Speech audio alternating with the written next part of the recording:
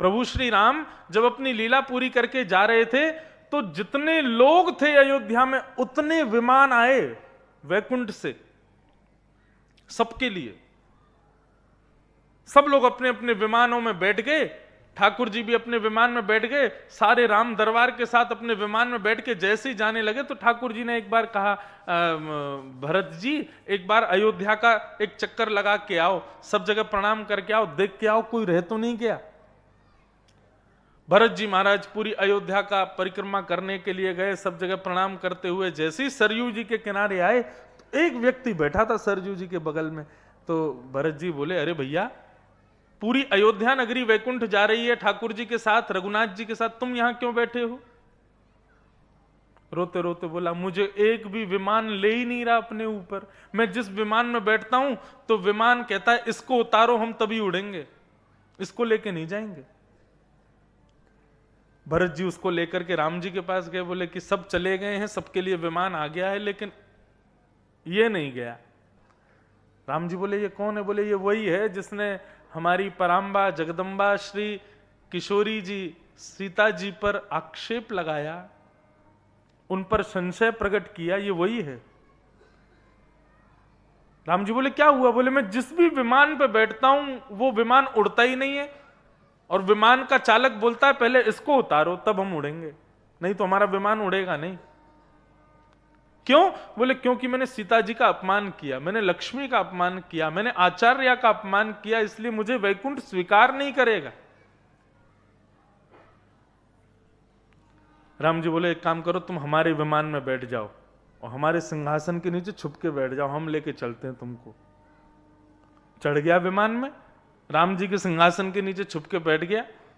राम जी का विमान भी नहीं उड़ा तो राम जी ने थोड़े क्रोध भर के देखा उड़ेगा नहीं तो उड़ गया वो राम जी के कोप के कारण। अब एक एक करके विमान प्रवेश कर रहे थे और महाराज 33 करोड़ देवता पुष्प वर्षण कर रहे हैं, शंखनाद हो रहा है, ढोल नगाड़े बजाए जा रहे हैं, अयोध्या वासियों का स्वागत किया जा रहा है।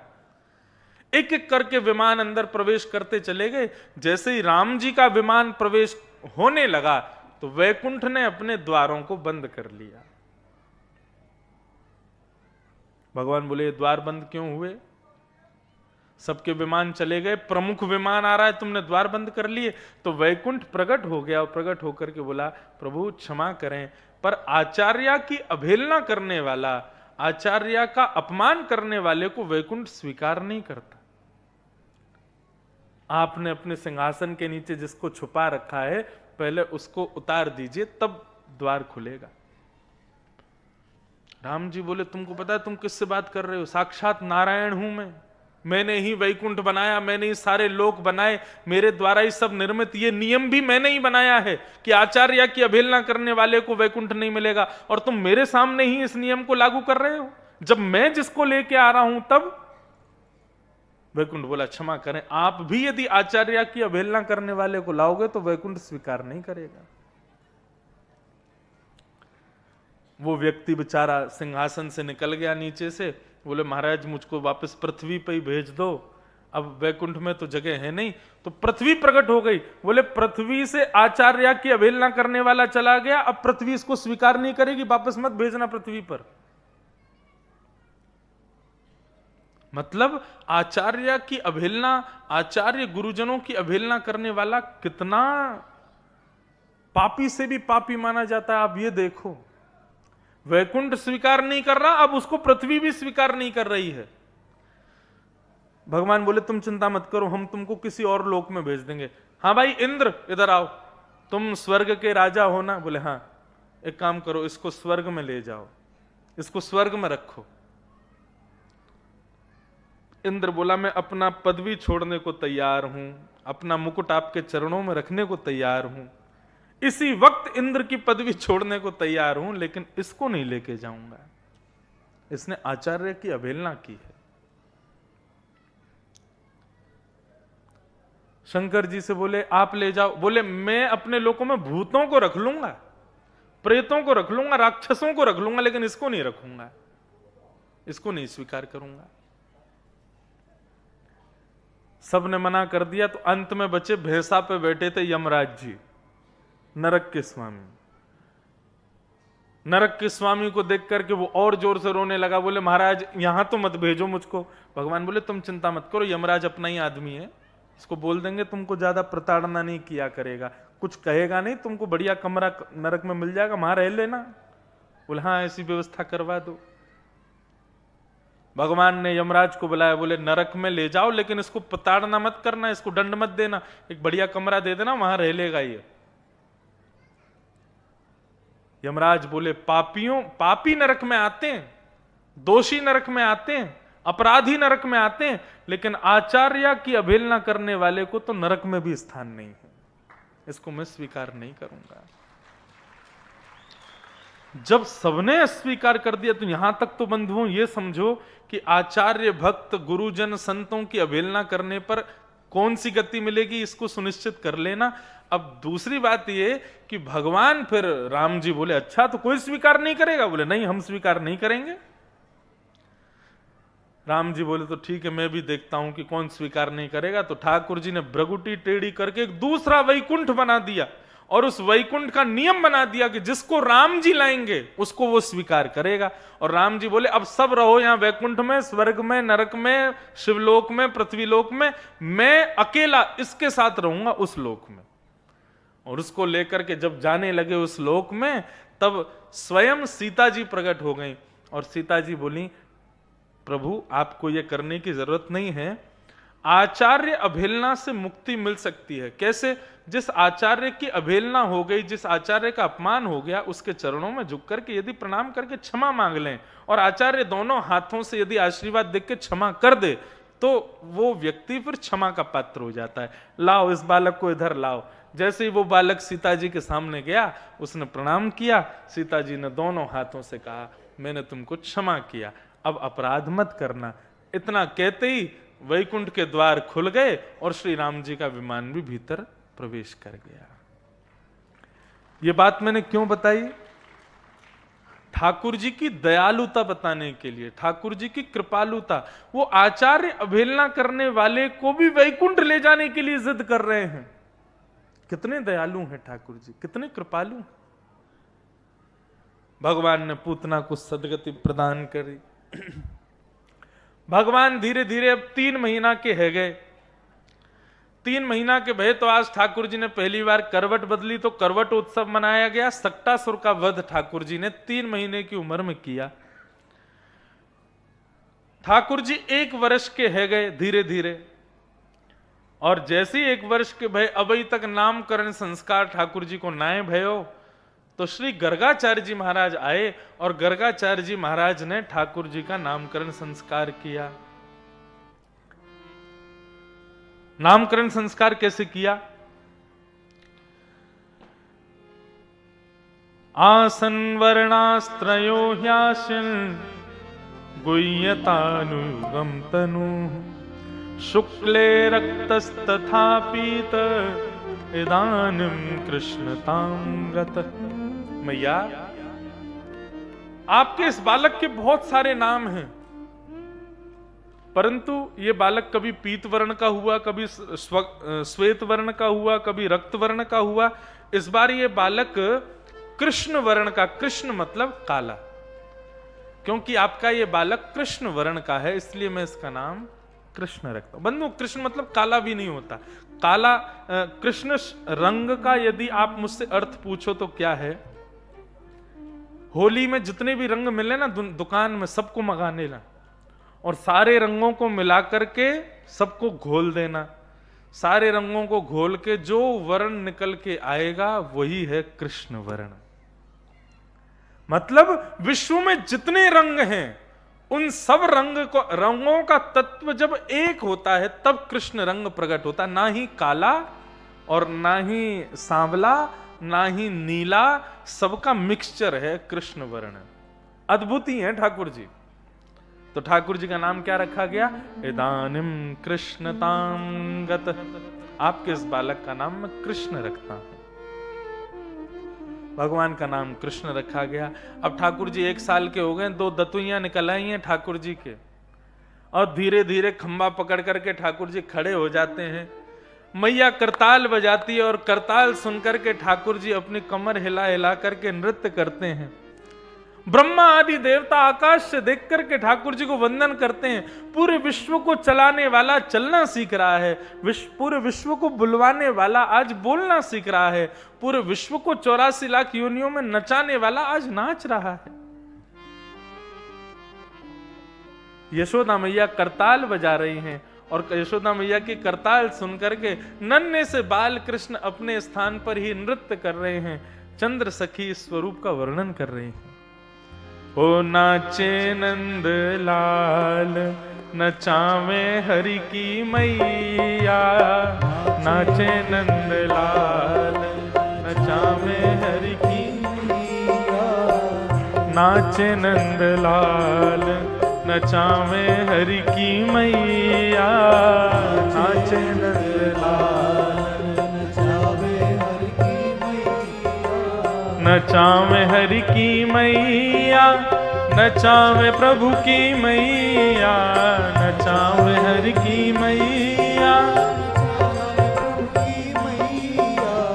नचावे हरि की मैया, नचावे हरि की मैया, नचावे हरि की मैया, नचावे हरि की मैया। ओ नाचे नंदलाल नचावे हरि की मैया, नाचे नंदलाल नचावे हरि की। बंधुओं, साक्षात हमारे लाल जी नृत्य कर रहे हैं और आप अब भी हाथ मोड़ के बैठे हो। अरे लाल जी नृत्य कर रहे हैं, बढ़िया करताल बजाओ, मधुर स्वर में गाओ, ठाकुर जी को नृत्य कराओ। बोल नंद के लाला की।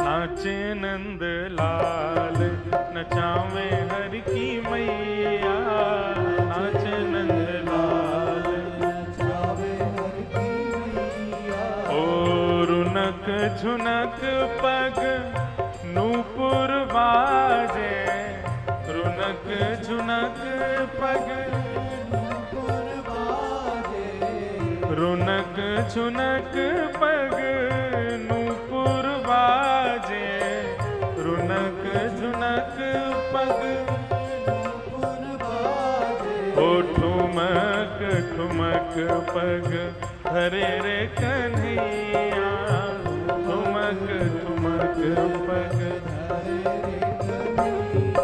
ओ नाचे नंद लाल नचावे हरि की मैया, नाचे नंद लाल नचावे हरि की। और धोती न बांधे लाला पजामा न पहरे, धोती न बांधे लाला पजामा न पहरे, धोती न बांधे लाला जामा न पहरे, धोती न बांधे लाला जामा न पहरे। ओ पीतांबर को है बड़ोरे पहरैया, पीतांबर को है बड़ोरे पहरैया।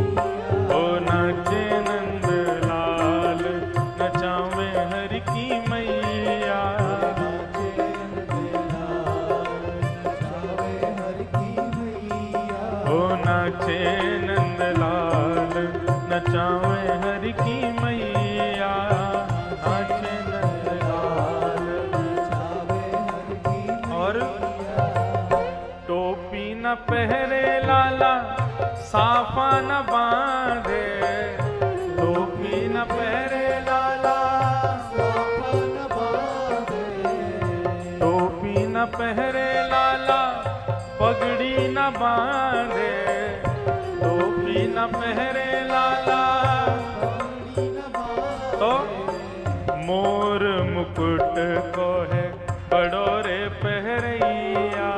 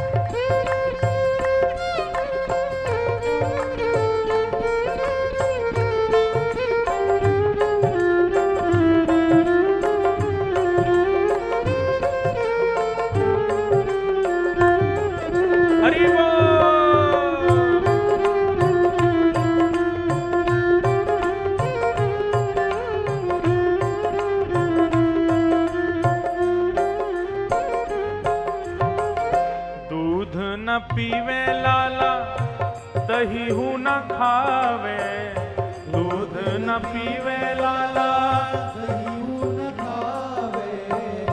दूध न पीवे लाला, दही हूँ न खावे, दूध न पीवे लाला, दूध भी ना पीवे, दही हूँ ना खामे, तो फिर का खामे? ओ माखन मिश्री को बड़ो रे खवैया, माखन मिश्री को बड़ो रे खवैया, नाचे नंद लाल नचावे हर की मैया, नाचे नंद लाल नचावे हर की मैया, ओ नाचे नंद लाल नचावे हर की मैया,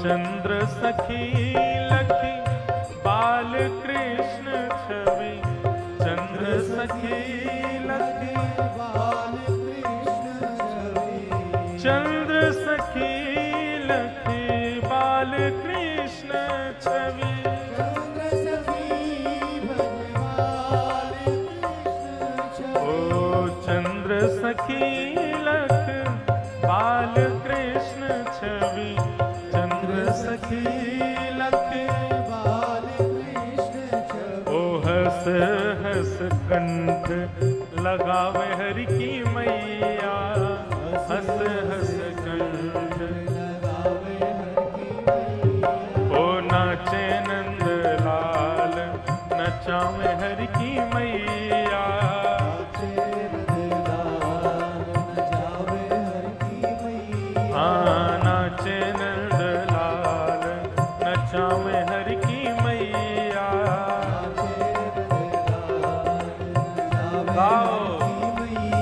गोविंद मेरो है, गोपाल मेरो है, गोविंद मेरो है, गोपाल मेरो है, हाँ गोविंद मेरो है, गोपाल मेरो है, गोविंद मेरो है, गोपाल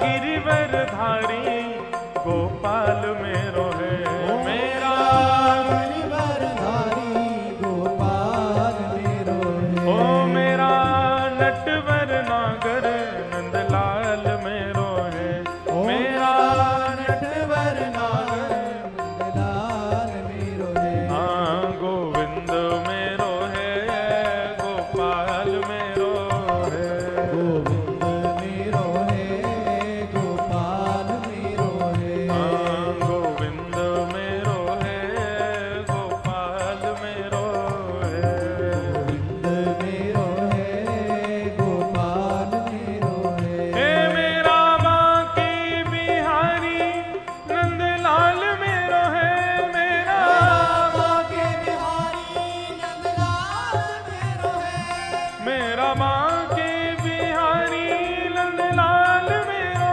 है, मेरा बांके बिहारी नंदलाल मेरो है, मेरा कुंज बिहारी गोपाल मेरो है, मेरा कुंज बिहारी गोपाल मेरो है, मेरा गिरिवरधारी नंदलाल मेरो है, मेरा गिरिवरधारी नंदलाल मेरो है, हे गोविंद मेरो है, गोपाल मेरो है, गोविंद मेरो है, गोपाल मेरो है, हाँ गोविंद मेरो है, गोपाल मेरो है, गोविंद मेरो है, और नंद के लाला की जय। ऐसा नृत्य कर रहे हैं ठाकुर जी, सब गोकुल के नागर नागरी आकर के ठाकुर जी की या मधुर स्वरूप को दर्शन कर रहे हैं।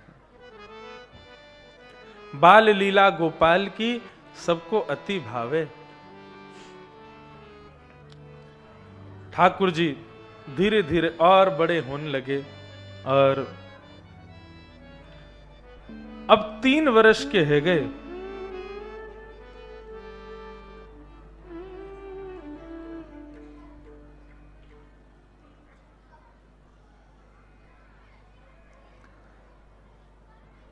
श्रृंग्यग्निड्यं शशिजलद्विजकण्ठकेभ्यः क्रीडापरावति चलौ स्वसुतौ निषेद्धुम् गृहाणि कर्तुमपि यत्र न तज्जनौ शेकात आप्तुरलं मनसो नवस्थाम्। बहुत ध्यान से सुनो सब लोग। अब ठाकुर जी के ऊधम बताए जा रहे हैं, ठाकुर जी कैसे कैसे ऊधम करते हैं। संज्ञग्निडम शशि जलद्विजकंटकेभ्य। आहा, ठाकुर जी गैयाओं के सींगों से खेलते हैं। गायों के बड़े बड़े सींग होते हैं। तो नंद बाबा के यहां कितनी गैया हैं? 9 लाख गैया हैं।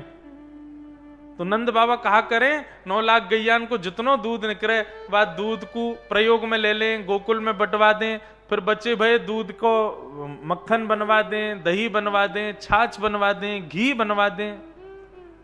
अब 9 लाख गायों का दूध कोई थोड़ा बहुत तो होगा नहीं, अथाह दूध होता था महाराज। गौरस भंडार नहीं, गौरस के कुएं थे नंद बाबा के यहां, घी के कुएं, मक्खन के, सबका भंडार था।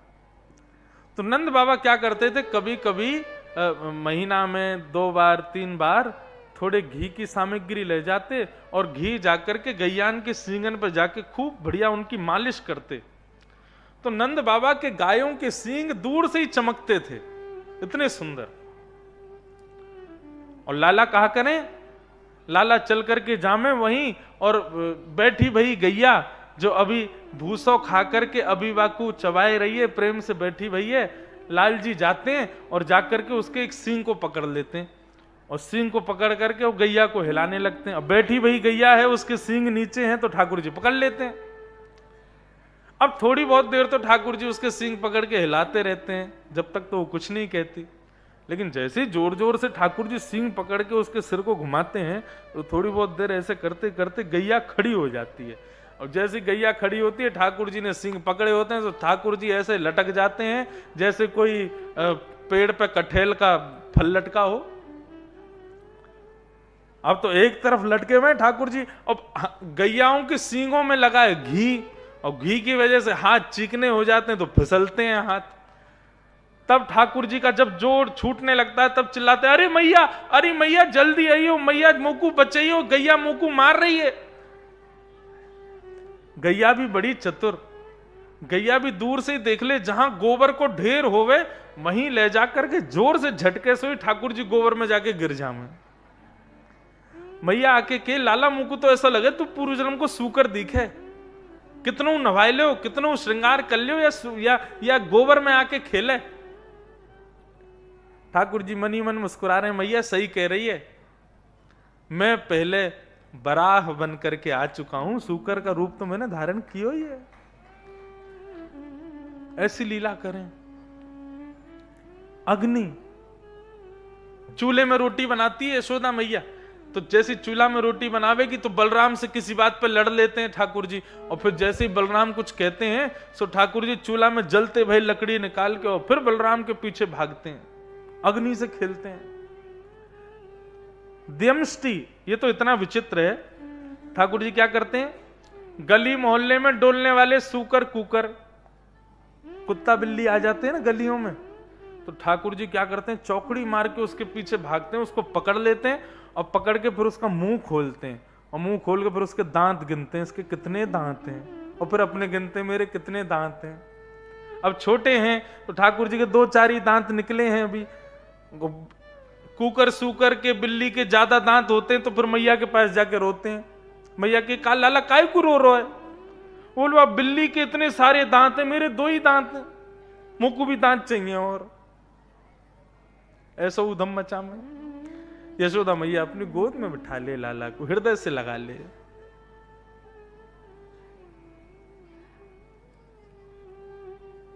श्रृंगी, अग्नि, द्यमष्टि, जल, जल में कूद जाते हैं, और जल में जब कूद जाते हैं फिर ऐसा नाटक करते हैं जैसे डूब रहे हों। फिर मैया से, मैया बचाइयो मैं डूब रहा हूं, मैया मुंह को बचा मैं डूब रहा हूं। जैसे मैया आती है, पकड़ती है, लाला को निकालने के लिए बाहर करती है, तो दोनों हाथ से मैया को पकड़ के मैया को भी खींच लेते हैं, उनको भी धक्का दे देते हैं। मैया के इतनो ऊधम मचावे, इतनो ऊधम मचावे, ऐसी बड़ी बूढ़ी तेरी मैया बाकू ऐसे फेंके यमुना जल में। ना मैया मैं तो यहाँ मारे तो को फेंक रो कि तू मुँह को गोद में लेना तो तुम्हें तो दुर्गंध आवे, मुँह लगे तू नहावे ना, या मारे तो को नवा रहो। ऐसे ऊधम मचावे। श्रृंगी, अग्नि, द्यमष्टि, जल, द्विज। महाराज जब ब्राह्मण निकलते हैं गोकुल में, नंद भवन के सामने से वेद पाठी ब्राह्मण अपने ग्रंथों को लेकर के, खड़ाऊं पहन करके, तिलक त्रिपुंड लगा करके, और जब नंद भवन के आगे से निकलते हैं तो ठाकुर जी अटारी पर चढ़ करके उन ब्राह्मणों को देखते हैं, और ब्राह्मणों की लंबी लंबी चोटियां देख करके ठाकुर जी अपनी छोटी सी चोटी घुमाते हैं। भैया बोले का भयो लाला? बोले इन ब्राह्मणों की इतनी लंबी लंबी चोटी है, मेरी तो नेक सी चोटी है। मैया बोले लाला दूध पीवे से चोटी बढ़े। और श्री सूरदास जी महाराज इस भाव का इतना सुंदर वर्णन करते हैं। ठाकुर जी अपनी छोटी सी चोटी पकड़ करके कह रहे हैं, कबहू बढ़ेगी चोटी मैया, कबहू बढ़ेगी चोटी, किति बैर मोहे दूत पिबत भय, यह अजहू है छोटी। ठाकुर जी दूध कैसे पीते हैं? मैया के दूध पीवे तो चोटी बढ़े, तो ठाकुर जी एक उंगली से तो चोटी पकड़ते हैं, दूसरे उंगली से दूध पीते हैं और देखते हैं फिर ये बढ़ी कि नहीं बढ़ी। और फिर मैया से कहते हैं, मैया कितने बेर मोए दूध पिबत भय, ये अजहू है छोटी। मैं कितनों दूध पीऊं, ये आज भी छोटी है। बंधुओं, ये आश्चर्य की बात नहीं है, लेकिन ये अद्भुत बात भी तो कम नहीं है कि परब्रह्म परमात्मा तीनों लोग जिसके अधीन है, वो ब्रज में ऐसी लीला कर रहा है। वो परमात्मा जिसकी भ्रगुटी टेढ़ी करने पर तीनों लोग थर थर कांपते हैं, वो परमात्मा इस ब्रज पर अधीन होकर के कैसी लीला कर रहे हैं, चोटी पकड़ करके दूध पी रहे हैं। तू जो कहते बल की बेनी, जो है लंबी मोटी। मैया तुम मुझसे कहती रही कि तू दूध पिए कर, तेरी चोटी लंबी है जाएगी। तूने बलराम जी की चोटी देखी है? बलभद्र भैया की चोटी देखी? वहां की चोटी कैसी है? लंबी भी है और मोटी भी है, और मेरी छोटी सी है। और ठाकुर जी इसी बात पर रो रहे हैं। सूरदास जी अपने वाणी में वर्णन कर रहे हैं ठाकुर जी के रूप का। काढ़त गुईहत नावत जे हूं, नागन सी भुई लोटी। आहा, ब्रज भाषा के शब्द हैं। ठाकुर जी कह रहे हैं, अच्छा देखो, जो चोटी नहीं रखी ना जिसने, वो ठाकुर जी के दर्द को नहीं समझ पाएगा। जब चोटी नई रखते हैं ना, तो पहले 1-2 साल तक तो ये बंधने में ही नहीं आती है। इसको कितना भी काढ़ो, कितना भी इसको सुंदर करते रहो, ये ऐसी नागिन की तरह बनी रहती है पीछे। जिन्होंने चोटी रखी है उनको शुरुआती समय की याद होगी। तो ठाकुर जी वही कह रहे हैं, या को कितनों भी काढ़ूं, या को कितनों भी गोहलाऊं, ये फिरो नागिन की तरह ऐसी लपटी रहे मेरे पीछे। ये बड़ी कब होगी मैया? काचो दूध पियावती पच पच, देत न माखन रोटी। मैया मुझे तो लगे मेरी जो चोटी छोटी रह गई ना, या में दोष तेरो है। मैया बोली मेरो का दोष? बोले या मारे तेरो दोष है कि तू मुंह को कच्चो दूध पिवावे, मक्खन रोटी ना खवावे। या मेरी चोटी छोटी रह गई है, मुंह को मक्खन रोटी खवाए कर। सूरदास त्रिभुवन मन मोहन, हरिहल धर की जोटी। कबहू भड़ेगी चोटी मैया मेरी, कबहू भड़ेगी चोटी।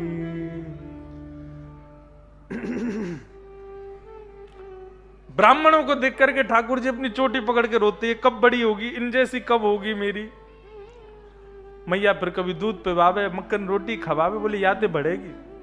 ऐसी ऐसी लीला। ठाकुर जी नित्य नंद बाबा को देखते हैं कि नंद बाबा रोज हवन करते हैं, अग्निहोत्र करते हैं।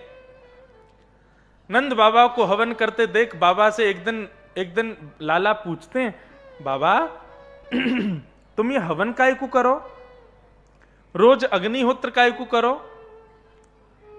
अब छोटे बालक को ज्यादा तो नहीं, बड़े लोग ऐसे समझाते थे मजाक मजाक में। तो नंद बाबा ने वही कह दी कि लाला ये हवन करवे से ना अग्नि देवता प्रसन्न हो जाए, और अग्नि देवता प्रसन्न हो जाए फिर मन चाही वस्तु प्रदान करे, जो मन में इच्छा रखोगे सब दे। जैसे आजकल बच्चों को समझाते हैं कि ऐसा करोगे तो परी आएगी, परी आके फिर जो मांगोगे विश पूरी कर देगी, ऐसे समझाते हैं ना।